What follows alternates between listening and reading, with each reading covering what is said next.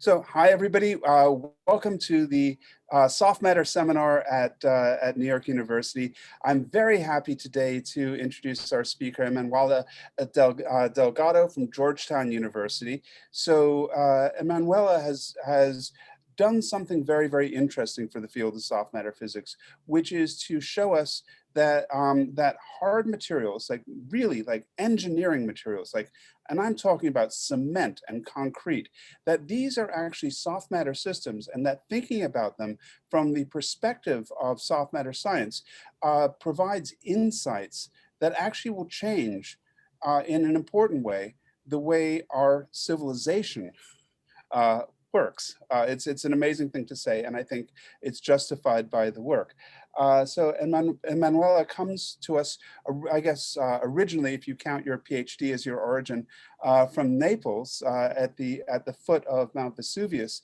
The ash from Mount Vesuvius turns out to have been extremely important for the properties of Roman concrete. You might ask yourself, how come the Romans made things that lasted for 2,000 years and looked just as good as new, whereas, like, for example, the city of New York can't build a bridge that lasts 10 years?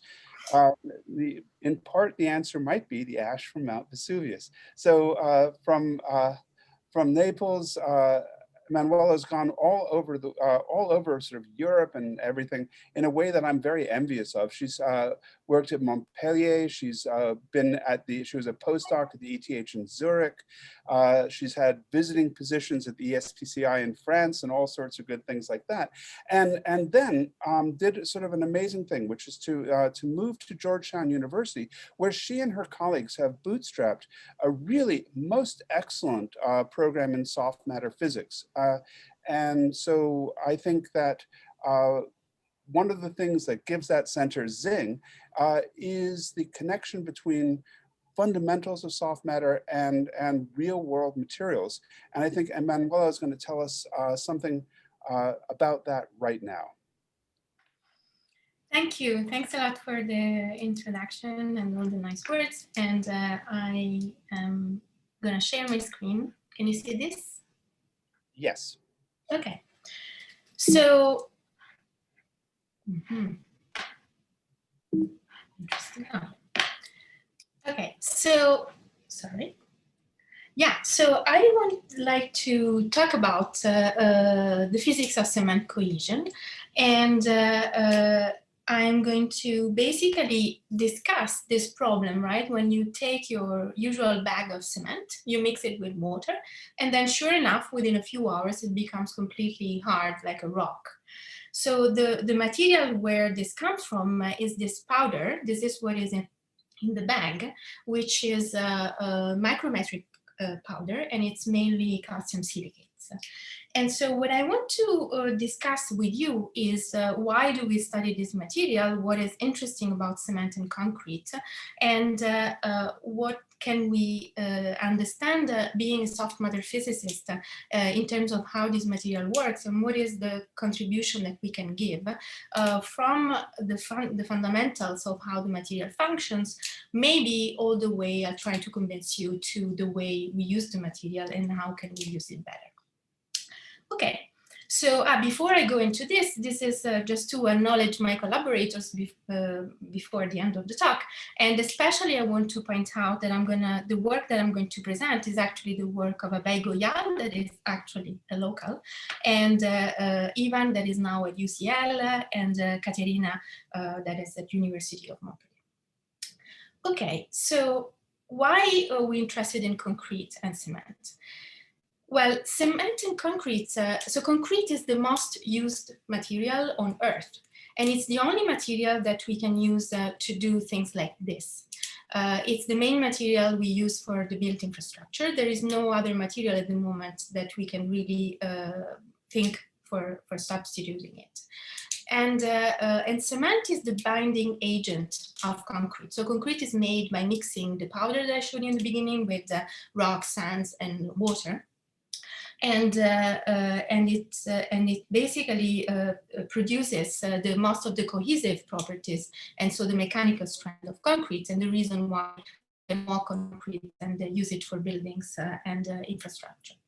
So if we think in terms of the trend in urban developments, here is projection of the United Nations organization telling us that between now and to 2050, which is also the year by which we should significantly reduce our CO2 emissions to satisfy the Paris Agreement.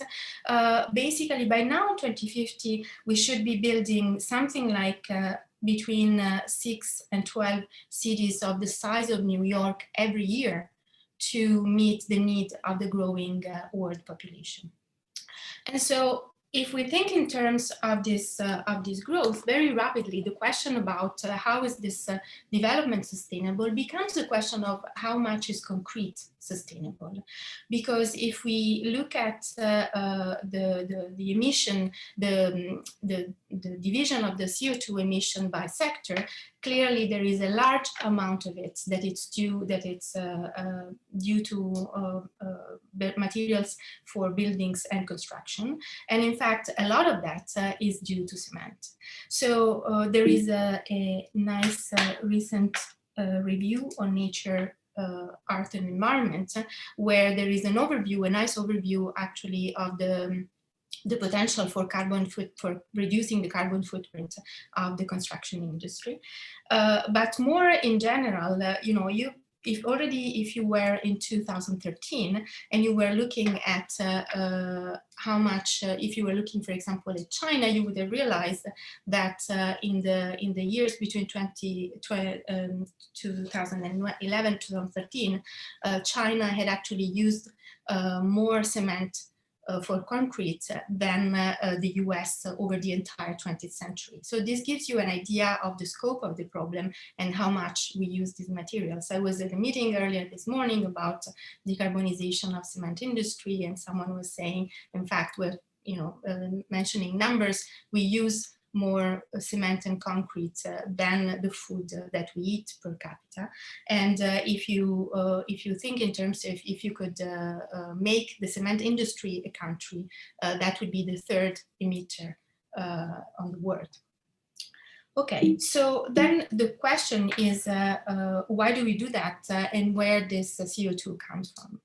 So the CO2 comes from the fact that the production of cement for concrete, it's made by burning calcium carbonate and other mineral in very big kilns at very high temperature. And this process basically releases CO2 in the atmosphere.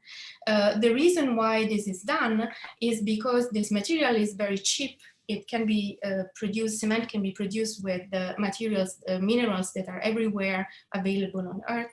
And but the point is that this powder, the reason to make make this powder that I showed you in the beginning is because this powder, this calcium silicates, is very reactive when you mix it with water. It immediately dissolves, and there is a new material that precipitates from the dissolution of the powder grain, which is actually what is called calcium silicate hydrate. This calcium silicate hydrate, they precipitate as some form of nanoparticles that are extremely sticky. They glue together, they fill the space between the grains that are progressively consumed during cement hydration. And then it solidifies into a gel that has pores over many different length scales and basically glues together the whole remaining material and concrete. So that's why most of cohesion and mechanical properties of concrete that we use in buildings actually come from this calcium silicate hydrate that in the beginning, it's actually a soft, very porous gel. And so the point is that if you can control, it turns out that if you want to make this material better, if you want, which is crucial if you want to be able to use less of it, you need to understand what are the properties of this gel, not only because the gel as it is and in the way it interacts with the environment determines the properties of concrete, but also because the gel as usually a gel, it ages over time, and this aging of the gel also determines and has a role in the durability of of concrete and of buildings and infrastructure. So the main direction, I would say, that you would like to try to attack the problem of reducing, in the end, the carbon footprint of the cement industry. Maybe it seems a bit of a hyperbole to say that, but in the end, a lot of this can turn into problems that are very much soft matter problems, which are, on the one hand, can I change the chemical composition of this material, but make sure that I retain the main morphology, porosity, mechanical properties that are important for its use in construction. And on the other hand, can I control the way this complex material that formed this gel evolves over time so that I can optimize its performances? And so these are the two things that we have been trying to do, looking into the properties of cement and concrete. Can I ask a question? Yes. So I don't understand why you want to change the chemical composition. What's the goal? I mean, you're using materials that are super available. Is it that you want to get rid of the baking process or something like that? Yes, exactly. Thank you for making me stop there. So the point is that the reaction that produces cement, and so that is part of the production process, is that you burn calcium carbonate in presence of other minerals, and you produce calcium silicates, which make the powder from which calcium silicate hydrate forms. So in fact, you know already that if you are able to get a material that has similar properties to the calcium silicate hydrate without, for example, using calcium, then you would be able to reduce for sure a lot of the CO2 production step, right? So that's why I said you want to change the chemistry. But in fact, nowadays, there is a wider range of solutions that are being explored, which corresponds to including different type of materials, mixing, for example, the cement with other materials that are called usually SCM, supplementary cementitious materials, which have similar or a little bit of this type of reaction, of which, for example, the ashes, the volcanic ashes that David was mentioning in the beginning are an example. That's why Romans were using them. The process that is environmentally harmful is the one typical of Portland cement, which has been introduced more or less at the time of the Industrial Revolution. But the way Romans were making cement was actually much more sustainable, and it was using these local products. So there are different solutions that try to mix in these other products. But then how do you change the chemistry, the structure of the gel, and the chemistry you can try to understand. There is a lot of research on that. How then you change the morphology of the gel and the properties of the gel and the evolution of the gel over time, it's a much tougher question to address.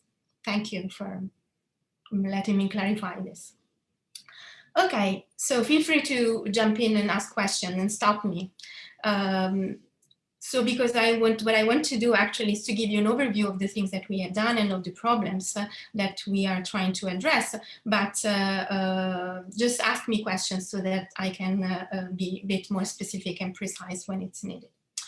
Okay, so the first problem I want to talk about is, very crucial, clearly, is the fact that the material that precipitates from the dissolution of the powder, it's actually very sticky. That's a very important part of the whole thing and how this works. So why is it sticky? The problem is that even when you look at very small scale, so you take the material that is hardened and you look at its chemical composition and its morphology, it's already very complicated.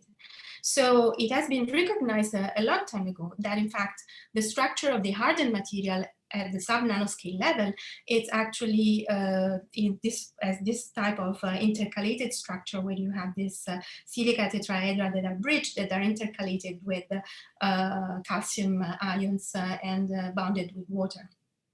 In fact, already Bernal recognized that this structure is similar to a rare mineral called tubermorite, and that said this CSH is some sort of tubermorite gel.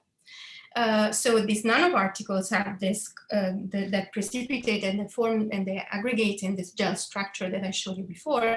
And they have themselves, they have a complex structures which is porous and has these layers. But at the very small scale, of course, with tubermorite you cannot make cement.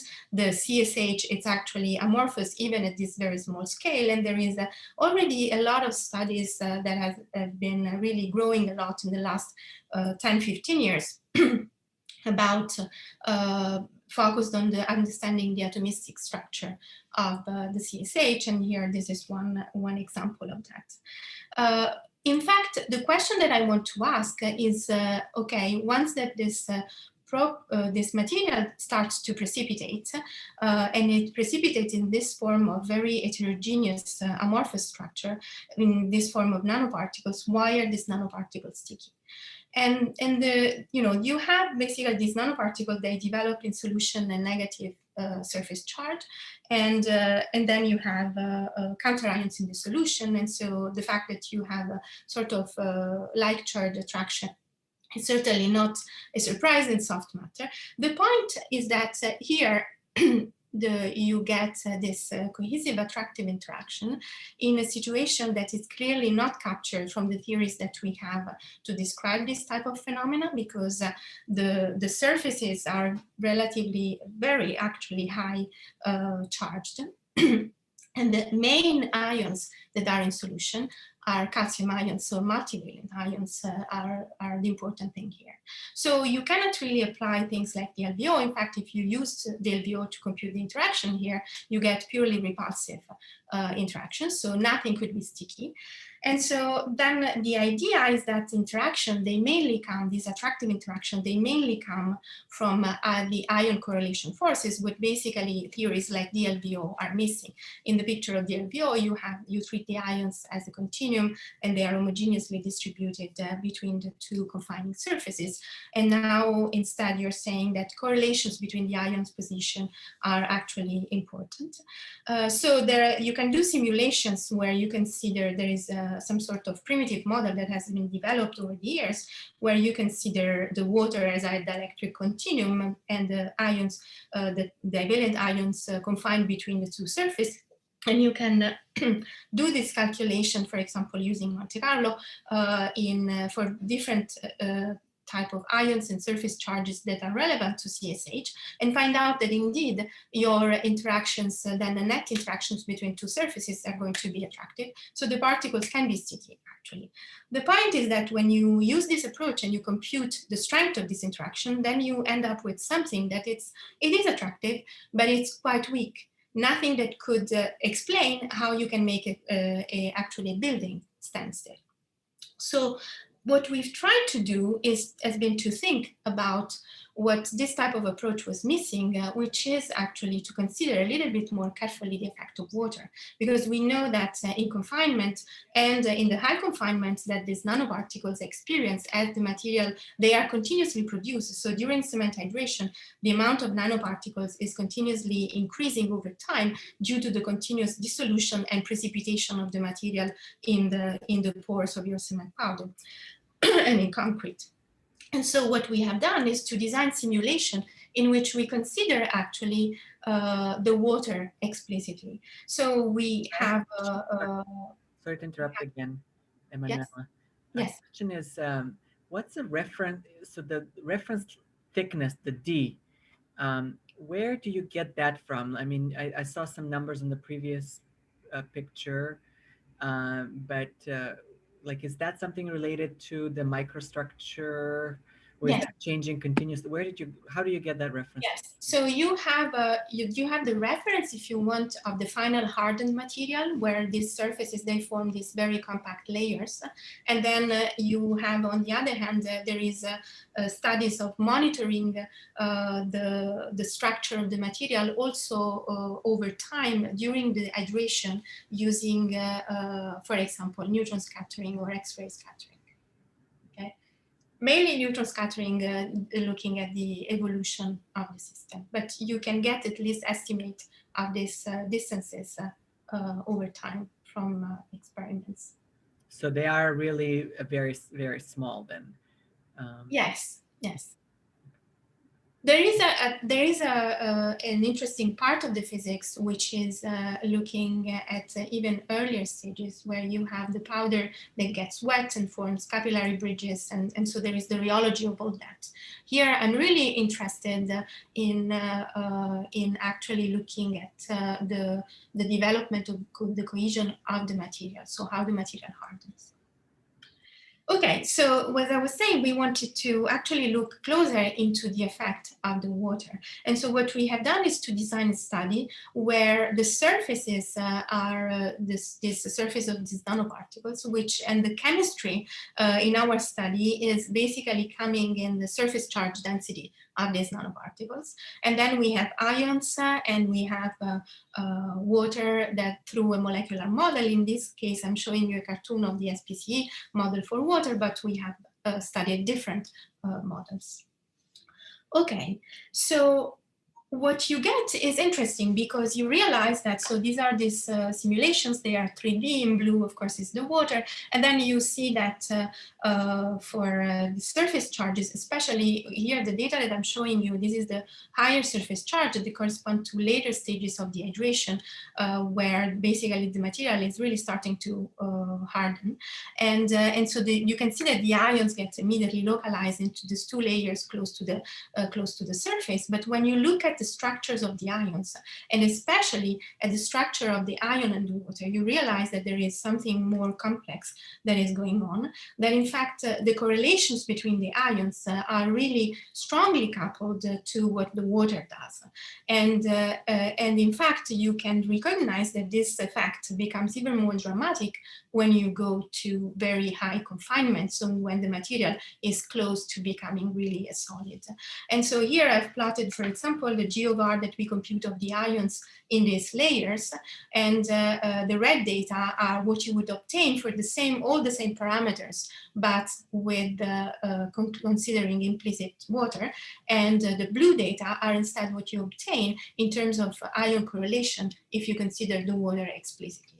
So clearly, the fact that you have a molecular description of water changes, it brings in correlations between the ions that are significantly more important. What is interesting here, I want to mention is that, of course, we've made very strong, we're not making a fully atomistic study there, we made very strong approximation, represented the chemistry of the system as just a surface charge. There is a lot to say about that. But if we look at the structure of the ions and their arrangement, and we compare it, for example, with studies that have done them from experiments using X-ray scattering in the hardened cement, we have actually, our first peaks, and they agree very well with what is obtained in experiments. They seem to be very consistent with what obtained in fully atomistic simulations. So that supports the idea that we are doing simplification, but in a way that somehow captures some of the important aspects here. One thing that you recognize is that what is important here is really these structures that the ion form, so the hydrated nature of the ions, which is not quite the hydration in the bulk. And so you basically form this, as I said, the ions are squished against these surfaces because of the high surface charge, and they form this hemispherical structure. And you can compute here what I've plotted here, the abundance of different types of structures. So how many ions are there that are surrounded by 3, 4, 5, 6 particles, molecules of water, for example, and you can compute their energy, of course, and their entropy, right? Considering all the constraints that the water molecules are subjected to when they stick to the ion with respect to the ion, to the charged dipole interactions between the ion and the water molecule. And so you realize that these structures that are formed are really stable. And as you reduce the separation between the surfaces, there is a whole range of distances where you're actually keeping those structures. And so what you're getting rid of is the water that is free. So there is, in fact, the first recognition that you have this separation between the water that is free and the water that is bound, which is an effect of the fact that this water ion structure are actually much more stable than and long and persistent than in the bulk. And this is, again, it's something that we can relate directly to experimental observation in cement, where the presence of this different population of water has been studied and pointed out in different studies. And so then you realize that what you're doing as you are reducing the distance between the two surfaces is that you're getting rid of this water that is sort of bulk-like. And then as you compress the two, if you push the two surfaces even closer to each other, then you switch to structures that are still stable but are compatible with the, with the little volume that you have available. And then you realize that as you are doing all this, actually the fact that you are getting rid of mainly of the water that is free to move, what it means is that you are actually losing the capability of the water to screen electrostatics, the electrostatics at play. So you're losing this dielectric environment more and more. And this has consequences for the pressure between the particles. So can I ask a question? Yes. Can you go back one slide, sir? Yes. So I'm confused how to read this graph to get the conclusion you drew. So 6 coordinated. The graph on the left or the graph on the right? Yes, the top left. I mean, the 6 coordinated, as you bring the plates closer, yes, increase and become more 5 coordinated, I guess, because the ions are getting closer to the wall. But how do you read from that water is less mobile? In other words, that water. Well, you read it in two ways. So one way is that really this is not, the balance between 5 and 6 is not changing much as you are bringing the plates together, let's say until 10. So then you're actually not changing how much water is bound and how much is free. But we are changing basically mainly how much is free, sorry. And then you can actually study what I'm plotting here. Sorry that I'm going a bit fast, but in this type of simulations, you can actually compute and look directly at the dynamics of the water and of the ions, and you can see that the water that is bound to the ions is actually strongly localized, and when you go to you start to decrease the separation between the surfaces, it's the dynamics of the water molecule, it's completely coupled to the ions. So this is molecular dynamics, it's not Monte Carlo? No, it's molecular dynamics. So we use a combination of grand canonical Monte Carlo to prepare and equilibrate the samples, but then we study the dynamics with molecular dynamics. Okay, thanks. And so then you can really directly see that there is this difference. That's why I was mentioning the experiments where they actually looked at the water dynamics with neutron scattering, for example, but also NMR, etc. Okay, so then I was saying this must have impact on the pressure. So in this simulation, you can compute the pressure between the net pressure between the two surfaces at different separating distances.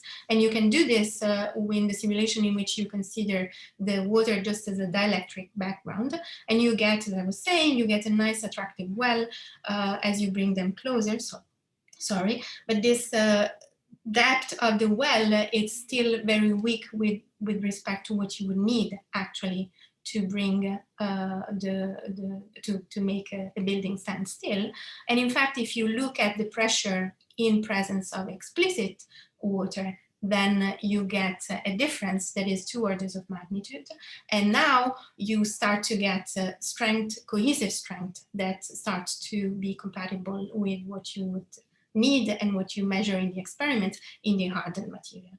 So the idea is that basically you this organization of the ion and the water and the structuring of this internal material that literally glues together the thing that then glues together on larger scale the concrete, it's really happening through the interactions between the water and the ions, and the fact that you can form this sort of optimized, locally optimized structures.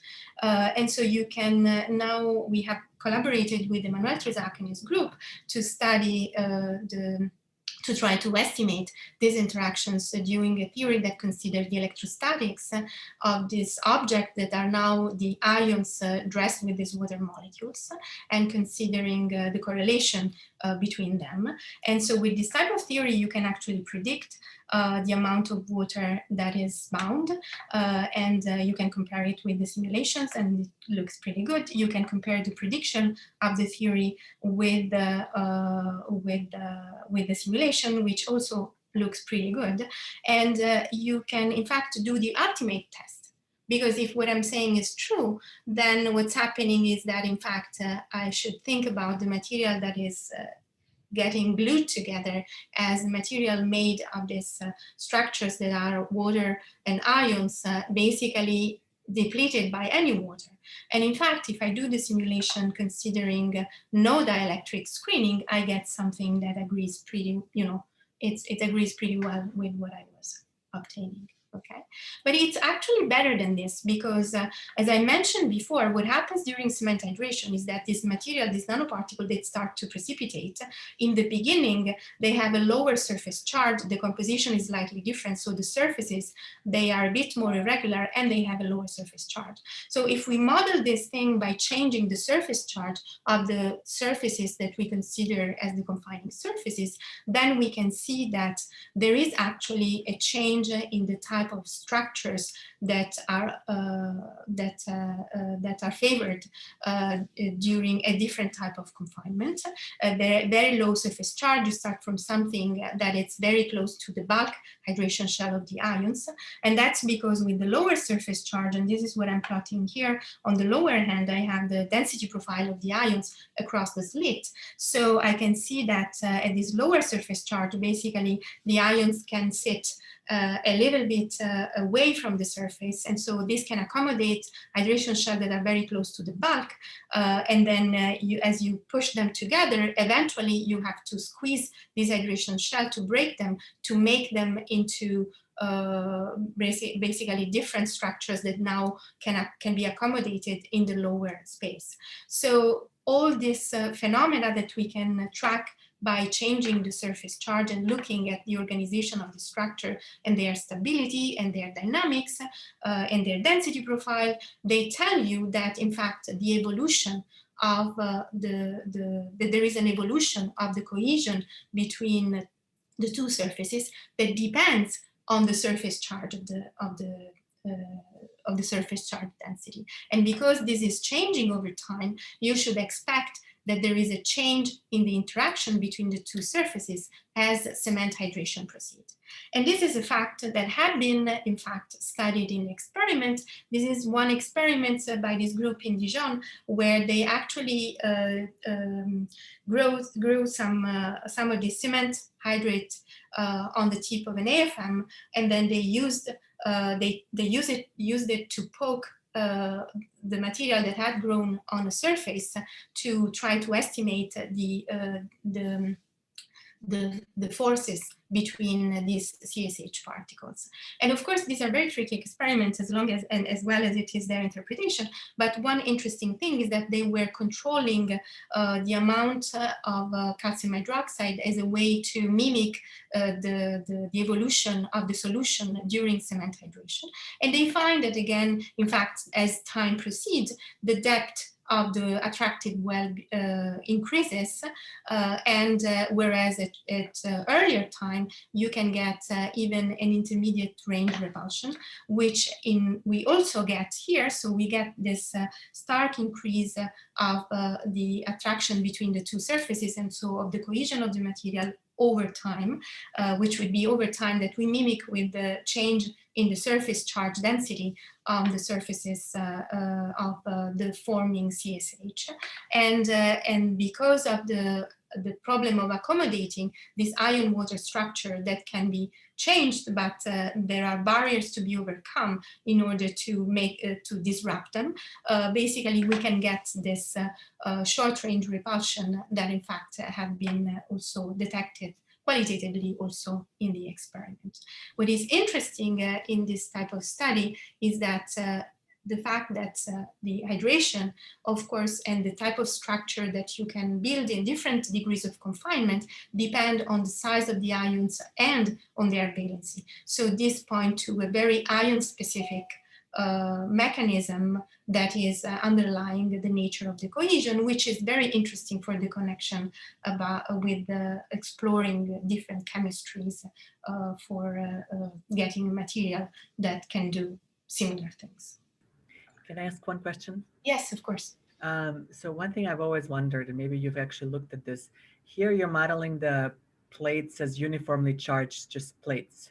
Mm-hmm. Have you actually, but at these kind of really small scales where you get all the structure, doesn't it really matter that how the ions on the surface are bound and what the structure is there? Yes, so that's a very good point, and I'm certainly very interested in that. And the approach that we have designed actually allows us to look into that, in the sense that we can introduce charge heterogeneity. So this, in fact, it was in the very beginning we started this study. This was my first interest, actually, to look at the effect of the charge heterogeneities, because there were studies of charge heterogeneities, for example, in membranes. I have to say that on the other hand, having done the calculation now, we see that the final result, so when we go to the very high surface charges, we find a lot of agreement with the fully atomistic simulations that use the full description of the surface. So to me, this makes me think that because this material is actually very heterogeneous, then in the end, the heterogeneity matters relatively less. And because of the high surface charge, that's basically the high surface charge that determines the way the ions are arranged more than specific surface heterogeneities. But I'm not saying that that doesn't play a role, right? Because it can still be, these materials are so messy that there are still possible, there are for sure other effects. We also have thought about, when you do the simulations with the full atomistic surface, then you also worry about the polarizability, that typically it's not included in this fully atomistic model, because then it becomes crazy expensive. And so we've looked at people that have done a calculation with polarizability, for example, with polarizable models in clays, and then some of the effects that you worry about in terms of localization really of the ions and specific defects of the surface, they seem to be attenuated actually by the polarizability, because it allows to the structure to sort of relax a little bit the type of defect that you have. So that would point basically in the other direction. This is what so far I have understood about this, but it's a very interesting point. Great, thanks. Okay, so okay, now that you have all these forces, I can actually start to think, how is the gel built? This is my next question, because once that I have understood how the particles become attractive and the fact that their attraction changes over time, I can start to think about, okay, but which type of solid structure do they form on larger scale? Because in the end, that's actually even more important if I want to control the material properties. So I just want to tell you a couple of things about that, and this is mainly just showing maybe movies and stuff.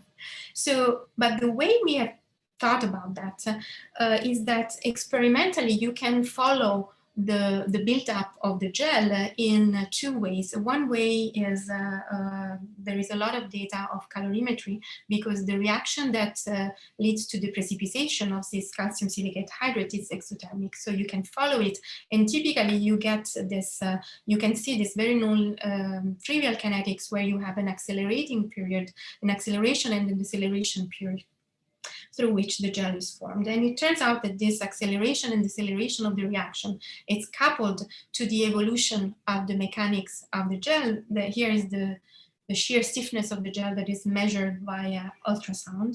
And then you can use also neutron scattering to follow basically the aggregation of the gel. And this is neutron scattering done actually in the hardened material, and it shows this very interesting feature in this material, that this is a material that it forms in this very messy way. It's very amorphous and porous on many different length scale, but still you have this strong upturn at low angle, which tells you that this multi-scale correlations are important in spite of the fact that the material becomes very dense and very strong. This seems to be something that it's not necessarily easy to reconcile.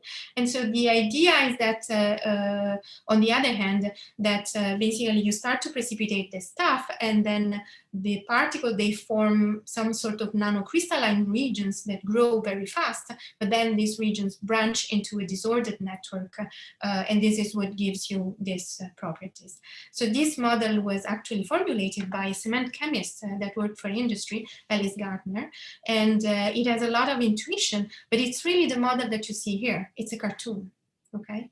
And so we try to understand how to bring in a bit more of a statistical mechanics perspective using the information from the nanoscale forces, and thinking that, in fact, what I'm watching is the formation of a gel very much similar like a colloidal gel that had been studied in other contexts. But here what is different is that the material that makes the gel, so the particles, are continuously produced due to the dissolution of the grains and the reprecipitation that happens in the background. And so we designed a study in which we combine basically a grand canonical Monte Carlo type of scheme, which corresponds to, allows us to bring in this continuous production of particles with molecular dynamics. So then the particles that are being produced, they interact through the nanoscale forces that we can calculate or that we can take from experiments, and they aggregate as more particles are being produced. Okay, so you can follow this specific non-equilibrium path for the gel formation and try to understand how that affects the type of morphology and mechanical properties that you get. And so we explored in some studies that we have already published how these properties of this gel change as I consider the fact that the interactions actually can change from something that has this attractive well, but this intermediate repulsive shoulder, to something that becomes more and more attractive. I just want to show you, because I don't want to go too long, but I want to show you a movie where we can actually look at how the gel forms. And so you can see that for certain choices of the interaction, you actually tend to develop this fibrillar type of structure, which corresponds very much to the accelerating growth that Alice Gardner was talking about. And then this branch into a network, which has some sort of regular porosity. And then it's this network and this porosity, this sort of skeleton that has to densify. And as this network densifies, actually, the interactions can change. And the way the interactions change, they change towards characteristics that actually favor even more the densification of the material. So this is something that we have studied together with Jure Dobniker and Dan Freckel, and trying to understand how the different characteristics of the interactions that evolve over time will tend to initially favor this fibrillar type of structures that allows for an early percolation, and so early development of mechanical properties and more regular pores, whereas the interactions that are prevailing at later stages of the hydration, because of the deeper well and disappearance of this intermediate repulsion, they will tend to form a bigger, thicker strands that tend to densify even more locally, and that, on the other hand, would lead to larger pore. So it's the path of this evolution that will determine specific type of stresses in the material. And with this type of approach, now you are able to investigate.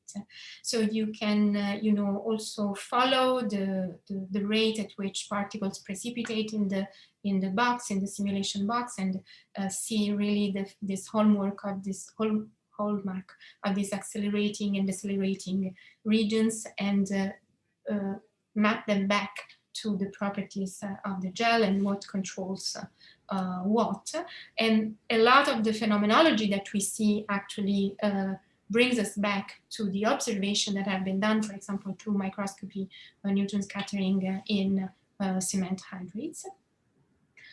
But in fact, and so you can understand how the fact that the interactions evolve in that specific way through the chemistry is actually what makes the solidification of the material so messy, but so reproducible and working at the same time. And that's another type of physical insight that is important if you want to think about how you make the material differently.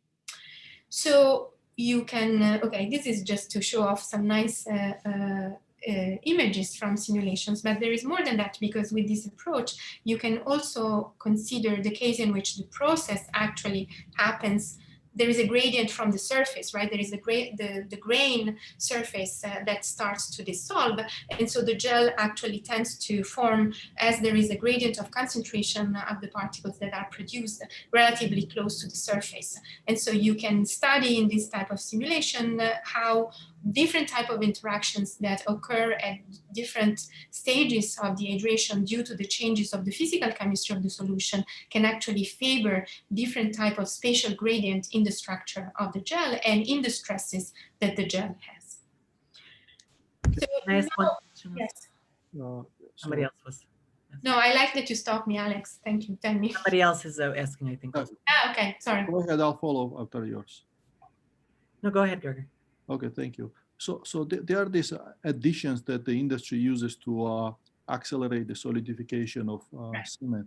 So I was wondering if your model can also account for that somehow. You seem to have very clear picture as to how it's happening. Yeah, so there are a lot of things that they put in cement. One of the main additive that has been pretty important in the development of cement technology has been the additive of the addition of superplasticizer. This is what you had in mind. So superplasticizers are basically polymers that are added to fluidize the initial paste, and they allow for, this is what they use to pump cement when they do this continuous building of skyscrapers and stuff. I don't know if this is how you had in mind, but there are other, sorry. That's not what I had in mind. I was thinking of additions that they put in for cement to solidify very fast. Okay, so there is a different range of products. One of the products that I think it's probably the most effective one is when they actually put CSH seed. They add a product that contains CSH, so calcium silicate hydrate seed, and this helps the precipitation of the nanoparticles and the growth of the gel becomes much faster. Mm. So one way to include that, and that's why actually we, in the first type of study that we did, we were considering basically that the nanoparticle could nucleate everywhere in the box. Right, and so this is something that could be more similar to the addition of those materials, and so then you could vary the concentration of the nanoparticles to start with. So in any case, we have some small amount of seed in the box ourselves, but we could change that seed and study how the structure and the properties of the material depend on the CSH that you already have there, right? Or there are other instances in which you are basically changing the surfaces of the particles, trying to change to act on the dissolution. And so that could be brought in by changing the rates in which you have the particle precipitate, or accentuating the spatial gradient from the surface of the grains for the particles to precipitate. So there are different ways, handles we can play with to bring in some of these effects. Yeah, and you can see that in your numerical simulations. Well, all these things, we know that they're going to change the properties of the structures. The point of this study is to try to have a path that we can rationalize and control to investigate what's the path effect on the gel formation. Thank you. So the last thing that I want to say is that, although I see that there is a person with a raised hand, maybe. Yes, hi.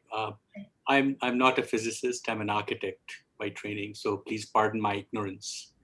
From what we have studied in design is most of the strength of a building is absorbed by the interaction of the steel and the concrete. Right. And the tensile and the torsional forces that act are mostly taken care of by the steel. Mm-hmm. So I'm just curious if, if there is been studies that you're aware of, or as part of has been a part of your study, to see the interaction of the steel with the cement, because if there are ways to optimize that. Mm-hmm. I'm just thinking like an architect, if there is a way to optimize that, that perhaps can have a significant impact on the carbon footprint. That combination of where cement interacts with steel and how it interacts with steel and how it takes the forces. Yes, there are studies. There are studies there are studies of this interaction. There is a lot of studies of this interaction, also with respect to the evolution over time of the rebar, because of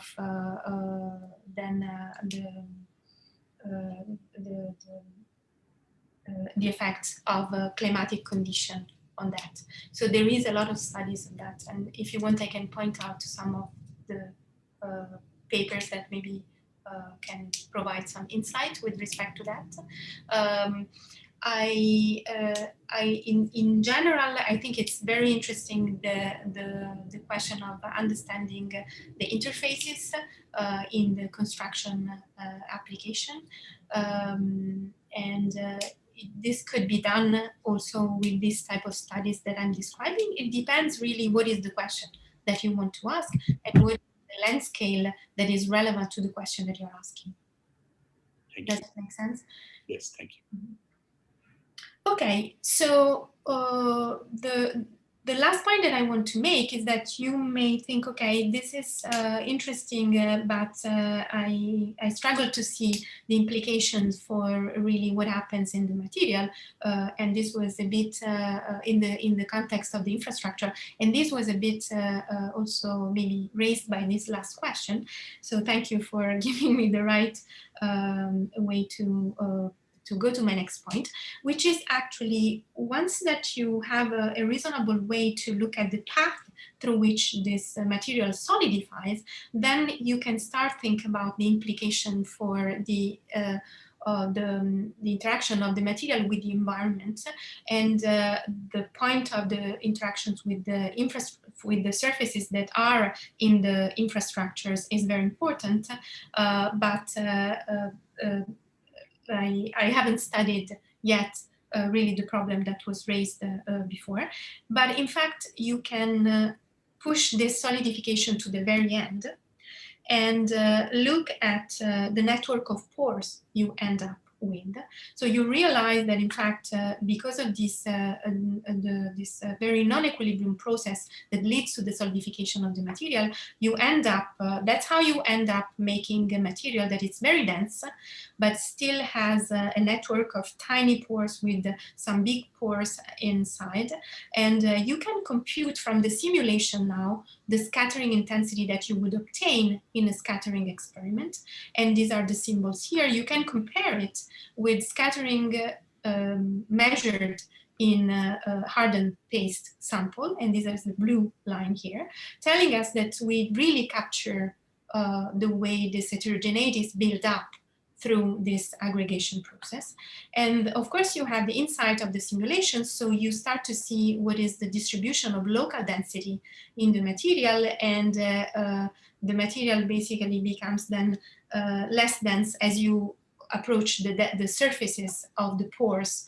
And the pores are important for the durability because this is how basically the interface of the material with the external environment, with the humidity and with the surfaces of whatever other object is in the infrastructure. So the fact of getting this in a way that is realistic or that capture some of the important aspects, it's actually pretty crucial. And so, for example, in this more recent study, Katerina actually developed a method to study the absorption-desorption of water through this type of network of pores and trying to understand what's the effect of the absorption-desorption of water. So changes in humidity that, for example, are due to change in the climate then in terms of stresses that this produces on the structure of the material itself. And you can study the mechanics of our small, sample and compare it with nano-indentation experiments to see how much of that mechanics you capture. One very interesting thing that you understand in doing this comparison is that most of the stiffness of the material now at this larger scale actually comes from this initial rigid backbone that is formed in the very beginning of the gelation, and then it's covered with layers of material that are progressively less and less dense as you approach the pores. And so being able to design, probably this tells you that being able to design this initial backbone, it's important for changing the mechanics and the time evolution of the material. And of course, this initial backbone brings in stresses. It can be under compression, it can be under tension, depending on how the interaction and the physical chemistry of the solution is designed. Okay, so I want to conclude here because I know that I've gone through a lot of things and pretty quickly, but I wanted to try to give you this overview of the things, of the problems that we have tried to investigate. Let me summarize the main point that I tried to make. The first point is that actually cement sustainability is some sort of blind spot in the way we think of our next few years on this planet, but it's one that can make a lot of difference. And if we can bring some more scientific insight into how to do this better, then we should be pretty happy, or that should be a good motivation.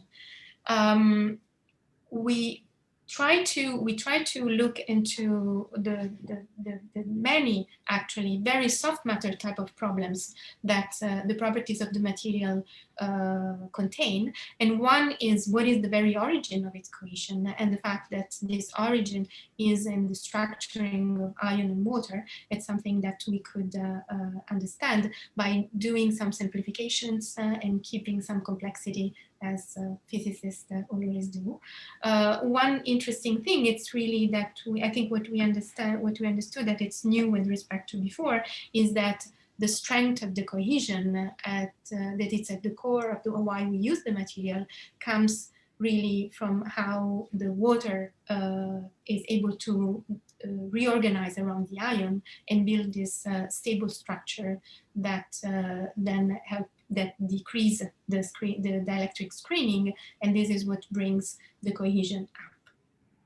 And this effect, it's very ion specific, and so this opened a lot of interesting investigation in terms of the chemistry. But then there is the problem of how this sticky stuff build a gel, and this is a fascinating problem in itself because it's very non-equilibrium process, which then tells you how stresses get embedded in the material, how you can change the material when it's still soft to make it stronger, and how you can, what is the porosity that it's actually important for the use of cement in the infrastructure because of the way it manages humidity, and humidity changes.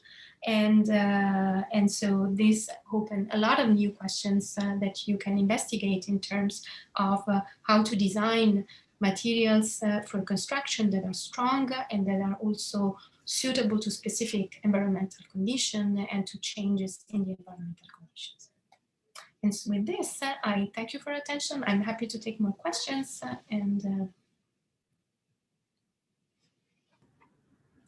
Thank you. I'll start with one question. First, a non-technical question, just to understand the picture. So the picture is there's these big grains and they're dissolving, creating these nanoparticles. It's the glue between them. And then the water between them is the glue to the glue.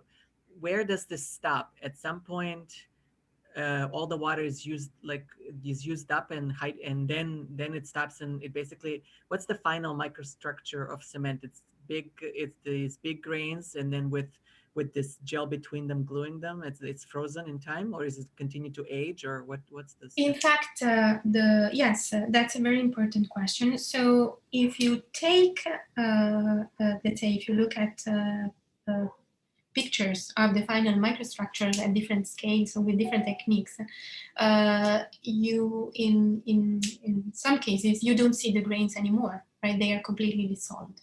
In some other cases, you can see some remnants of the grains, depending on how far the dissolution has gone. The water, as you said, remains trapped in the structure, and it's the source of the cohesion. So most of the water, when we say the cement dry, it actually doesn't dry, but most of the water remains there, and it's used for the cohesion. And yes, the structure of the gel actually evolves over very long time. And so there is a first evolution, which is what leads to the setting and the hardening of the material, and then you can use it in a building.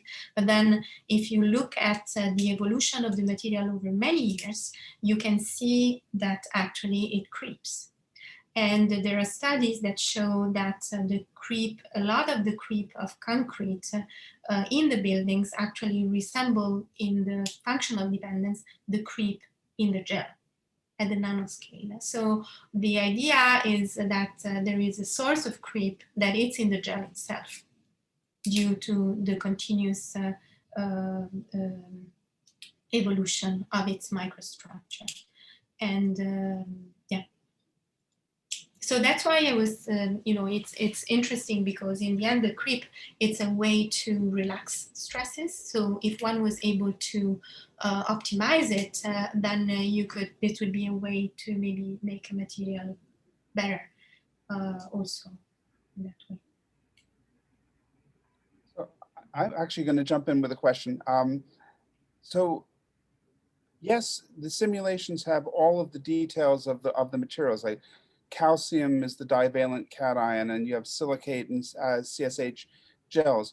How generic is this? I mean, you made it sound like the underlying mechanisms were generic. Could I replace calcium with another divalent cation like magnesium? Would that still work? Could I replace silicates with alumina? Would that still work? Can I make concrete out of all? That's a lot of very interesting questions. Okay, one point is that you find that there is a lot of specific details in the simulations, but there is a lot of findings in the community about the fact that there is not enough details in the simulations. It's always a question of perspective, okay? That's one point. But I do think that, yes, the physics that governs cement is the same physics that governs the other materials. And so the certain mechanisms are generic, and the point is to try to understand where the details are important and what do they do. So, for example, in the reason why I was making the connection between the iospecificity and the chemistry is because exactly in the moment in which I realized that this story of the cohesion depends on the ion hydration, and in particular of the water ion structures, it means that it depends on the size and on the valency of the ions. So now I can start to think in which way I could change the ions to actually try to obtain the same property with different ions and see if that works, okay?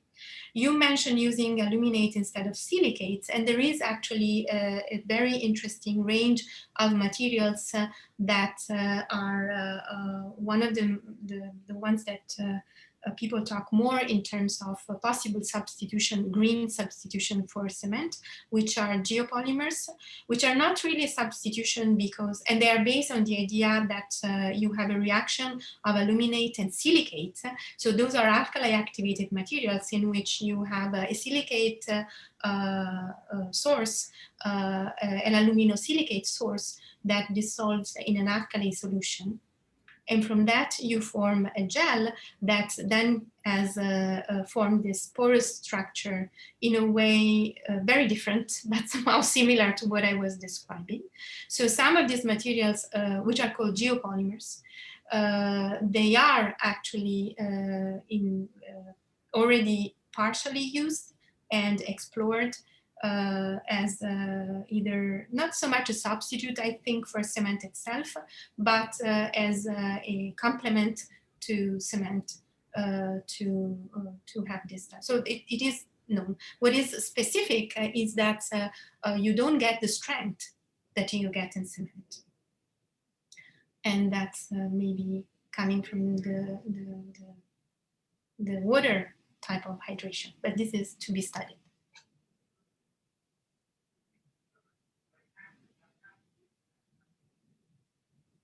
Let's see. Yeji Zhang in the chat asks, are there some insights obtained for the creep stress relaxation of CSH? For the creep and stress relaxation. Yes, there are some insights, but they are mere, I mean, this is something I'm very interested in, but we have just very, just started to look into that. And the point is that we have started to study how a specific sequence of interactions over time builds up different type of stresses in the microstructure of the gel. And that this changes the long-term evolution of the material and therefore the creep. So if you have, and this is, some of this is observed in experiment. In fact, it is known that these people in the cement community refer to this in terms of hydration stresses. So stresses that develop during dehydration. And so during the buildup of the gel, and which initially tends to swell, and then it tends to shrink. And engineers, they know that they need to control this very carefully because then this can produce cracks, can favor the development of crack and lower the quality of the final hardened material. So we have some ideas of how specific sequences of the interactions actually have an impact on that.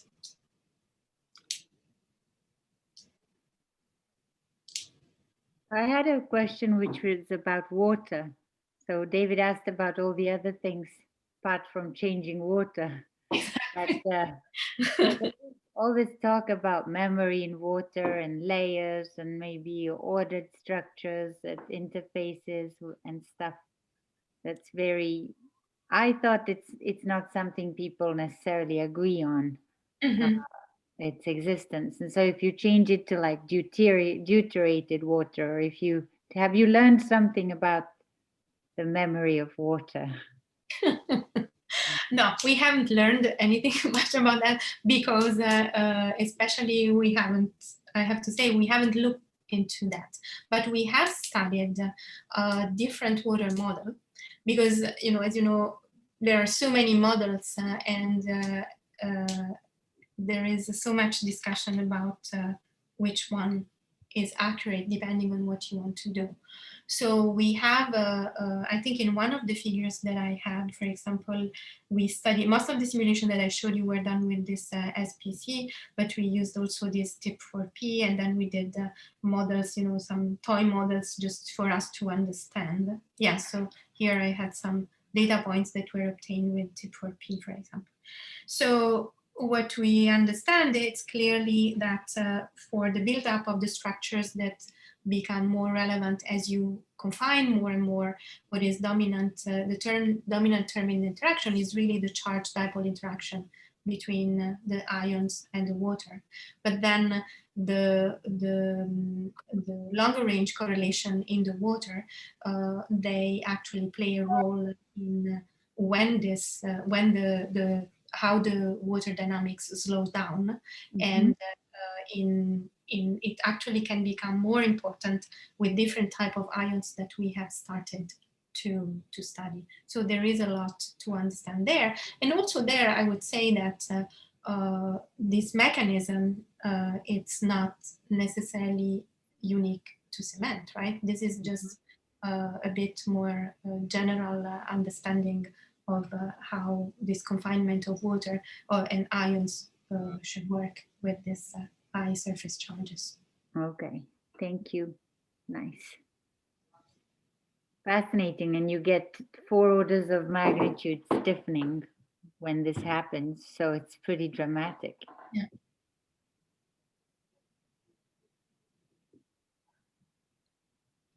So Okay. are there more questions from the floor? Oh, sorry. Yeah. I have one. You know, obviously, when we were taught how the building is put together, the simple ratio we use 2-4-6, 2 cement, 4 sand, and 6 water. That's across the world. It's used, right? Does the CSH that you have here, does that include sand also, or is it purely cement and water? No, this is just cement. I mean, it's not. I mean, it's that it's meant to be just cement and water. So we don't consider the sand. Okay. Now the point is that there is a complexity to this discussion, because some of this depends on the fact that you want to use, so to be able to use less water, it's important for just the problem of consuming water of the industry, but also because the less water you can use, the more your material is going to be homogeneous and of better quality in its solid phase. And so there has been a lot of development in cement technologies to use these additives that actually allow you to fluidize the initial phase so that you can use much less water. So there is an evolution towards trying to using less and less water. What is interesting, for example, in the materials that I was talking about before, this geopolymers, is that in that reaction, you can actually recover the water. So whereas in cement, the water is lost because it's used in the cohesion of the material.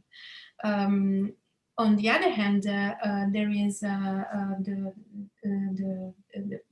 problem of the codes.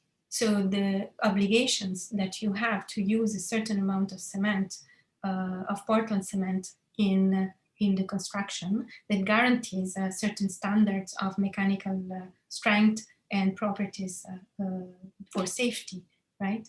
And so that is something that is now also at the center of a number of discussions in terms of policies that you can introduce to favor development of less environmentally aggressive practices.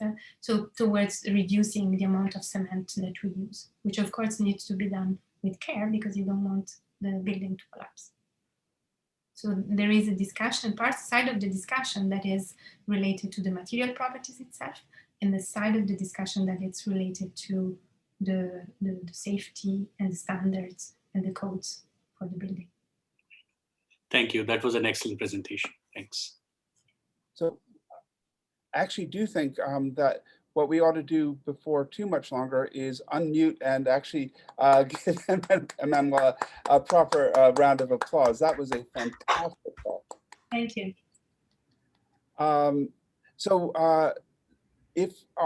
there more questions from the floor? Because I was considering turning off the recording right now so we could move on to a more sort of informal part of the discussion. Sounds good. I have a question, but I think it's too technical for the, anyway, so go on.